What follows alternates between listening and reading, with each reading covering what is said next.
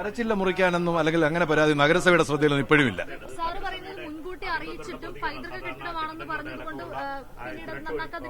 അല്ല, ഇപ്പോഴത്തെ കാര്യമല്ല ഞാൻ പറഞ്ഞത്. ഇത് 4-5 കൊല്ലം മുമ്പ് ദശലക്ഷക്കണക്കിന് രൂപ ചെലവഴിച്ച് നിർമ്മിച്ച മന്ദിരമാണ്. പൈതൃക മന്ദിരമാക്കി നിലനിർത്താൻ നിർമ്മിച്ചതാണ്.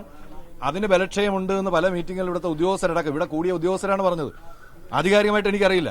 ഇവിടെ കൂടിയ ഉദ്യോഗസ്ഥർ പറഞ്ഞത് അതിന് 1 കൊല്ലം മുമ്പ് തന്നെ ഈ കെട്ടിടത്തിന്റെ ബലക്കുറവ് സംബന്ധിച്ച് പറഞ്ഞിട്ട് പൈതൃക മന്ദിരമാണ് തുടരുത് എന്ന് ഏതൊക്കെ അധികാര കേന്ദ്രങ്ങളിൽ നിന്ന് പറഞ്ഞുവെന്നാണ്. ഈ സാധാരണ ജീവനക്കാർക്ക് അടക്കം ഈ സുരക്ഷ ഏറ്റവും പ്രധാനപ്പെട്ട കാര്യമാണ്. സാധാരണ വിദ്യാലയം തുറക്കുന്നതിന് മുമ്പ് തന്നെ ഒരു ഫിറ്റ്നസ് പരിശോധന നടത്താറുണ്ട്. അപ്പൊ അങ്ങനെയുള്ള പരിശോധന ഇവിടെ നടന്നിട്ടുള്ളതായി നഗരസഭയ്ക്ക് എന്തെങ്കിലും? അല്ല, നഗരസഭ പരിശോധന നടത്തുന്നത് പുതിയ അക്കാഡമിക് ഇയർ തുടങ്ങുന്നതുമായി ബന്ധപ്പെട്ട് വിദ്യാഭ്യാസ സ്ഥാപനങ്ങളിലാണ്. ഇത് സമഗ്ര ശിക്ഷ കേരളത്തിന്റെ ജില്ലാ പ്രൊജക്ട് ഓഫീസാണ്.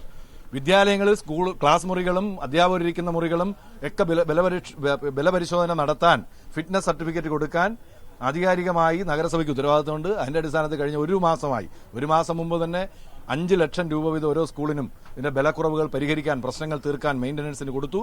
അത് കഴിഞ്ഞ് വിദ്യാഭ്യാസ സ്റ്റാൻഡിംഗ് കമ്മിറ്റി, നഗരസഭയുടെ എഡ്യൂക്കേഷൻ സ്റ്റാൻഡിംഗ് കമ്മിറ്റിയുടെ ചെയർമാൻ ശ്രീ ചെമ്പഴന്തിയുദയൻ എന്നോടൊപ്പമുണ്ട്. അദ്ദേഹത്തിന്റെ നേതൃത്വത്തിൽ തന്നെ ഉദ്യോഗസ്ഥരെയും ഹെഡ്മാസ്റ്റർമാരെയും ഒക്കെ പലതവണ വിളിച്ചു ചേർത്ത് പ്രഥമാധ്യാപകർക്ക് നിർദ്ദേശം കൊടുത്ത് ഉദ്യോഗസ്ഥർ പരിശോധന നടത്തി ഉറപ്പുള്ള കെട്ടിടങ്ങൾക്ക് മാത്രം ഫിറ്റ്നസ് കൊടുക്കുകയും അല്ലാത്തവയ്ക്ക് കൊടുക്കാതിരിക്കുകയും ചെയ്തിട്ടുണ്ട്. ഈ വിദ്യാഭ്യാസ സ്ഥാപനങ്ങളുടെ കോമ്പൗണ്ടിനുള്ളിലൊക്കെ പല സ്ഥാപനങ്ങൾ, സർക്കാരിന്റെ പല സ്ഥാപനങ്ങളും പ്രവർത്തിക്കുന്നു. അത് ഓഫീസുകളാണ്. അത് ഈ കൂട്ടത്തിൽ ഫിറ്റ്നസ് പരിശോധന നടത്തേണ്ടതല്ല. അങ്ങനെ ആയിരുന്നില്ല.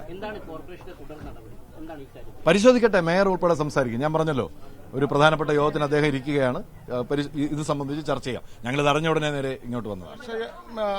വിലക്ഷയം നഷ്ടപ്പെട്ടുകൊണ്ടിരിക്കുന്ന ബിൽഡിങ്ങുകളുണ്ടെങ്കിൽ നമ്മൾ പരിശോധന നടത്തി അത്തരം സ്ഥാപനങ്ങൾ മാറ്റാൻ വേണ്ടി ഞങ്ങൾ തീരുമാനമെടുക്കും. കാരണം ഞങ്ങൾക്ക് പൊതുവിദ്യാലയങ്ങൾ എന്ന നിലയ്ക്ക് സ്കൂൾ തുറക്കുന്നതിന് മുന്നേയുള്ള എല്ലാ ഒരുക്കങ്ങളും നടത്തിയിട്ടുണ്ട്. അതിനൊന്നും യാതൊരു ബുദ്ധിമുട്ടും ഉണ്ടായിട്ടില്ല.